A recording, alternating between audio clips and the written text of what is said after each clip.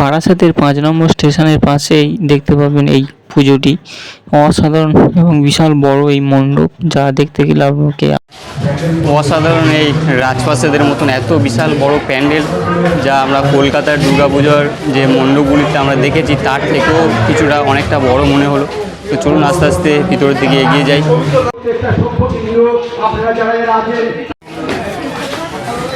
তো পুজো পরিক্রমা করতে আসছে বিভিন্ন সেলিব্রিটিরা, দেখতে পাচ্ছেন।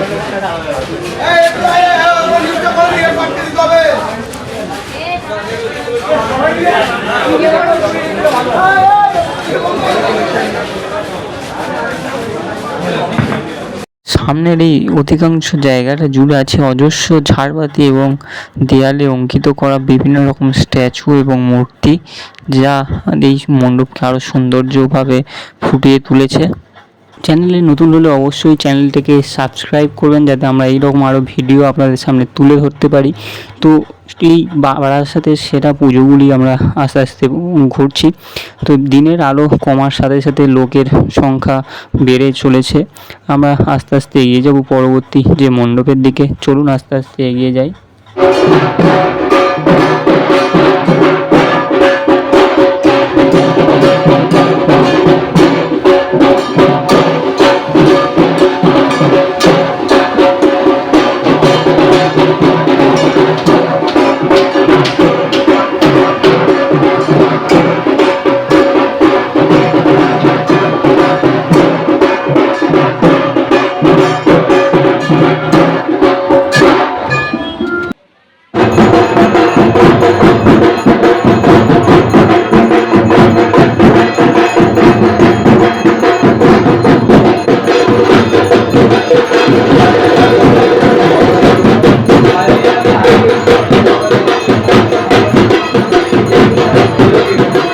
এখন আপনারা যে মণ্ডপটি দেখছেন, এটি দ্বারকা নগরীর আদলে তৈরি করা হচ্ছে। এখানে যে প্রতিমা, সেটি কৃষ্ণকালী রূপে বিরাজমান।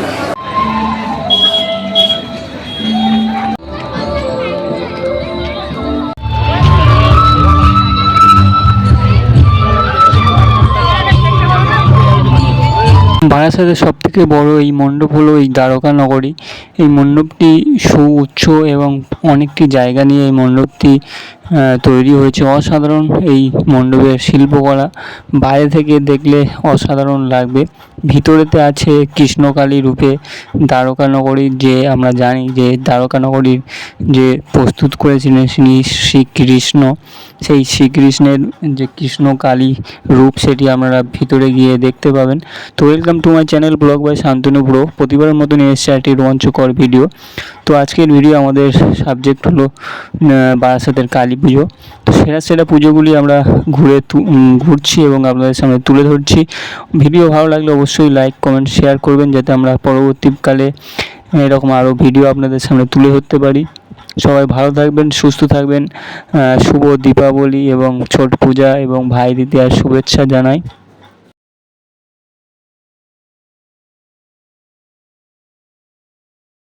তো ওয়ান্ডারফুল এই মণ্ডপ, যা দেখতে গেলে আপনাকে আসতে হবে এই দ্বারকা নগরীর ভিতরে।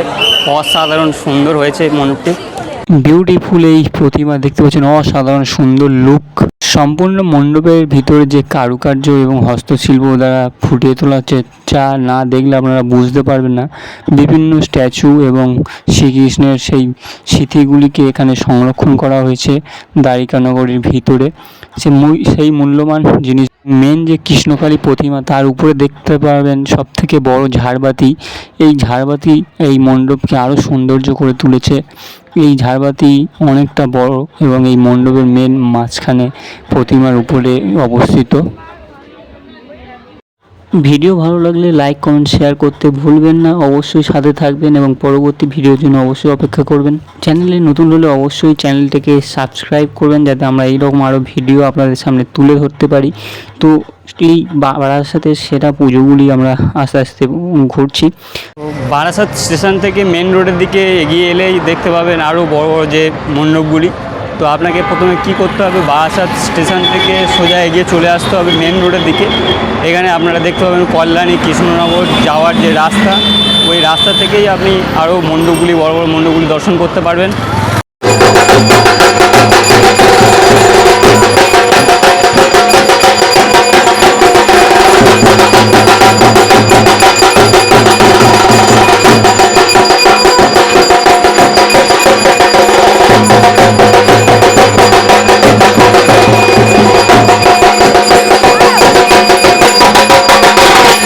অসাধারণ এখানকার যে মণ্ডপ, মাতৃ প্রতিমা সত্যিই দেখার মতন। দেখতে পাচ্ছেন চারিদিকে যে আলোকসজ্জা, চারিদিকে স্পঞ্জ দিয়ে এই মণ্ডপটিকে সজ্জিত করা হয়েছে, অসাধারণ। তো এই সন্ধ্যাবেলায় এই এখানকার যে আলোকসজ্জা, এটা সন্ধ্যাবেলা হলে খুবই সুন্দর দেখাবে, কারণ এই যে সমস্ত সাদা অংশগুলো এগুলো বিভিন্ন রকম কালারে রূপান্তরিত হবে। তো সন্ধ্যাবেলায় আসলে আপনারা দেখতে পাবেন এখানকার যে সুন্দর কারুকার্য। অসাধারণ। চলে এলাম আরেকটি মণ্ডপে। এখানকার মণ্ডপ সজ্জা সত্যিই খুব সুন্দর। দেখতে পাচ্ছেন প্রতিটা মণ্ডপ কিছু কিছু বিশেষ আকর্ষণীয়, যা না দেখলে আপনি বুঝতে পারবেন না। অসাধারণ।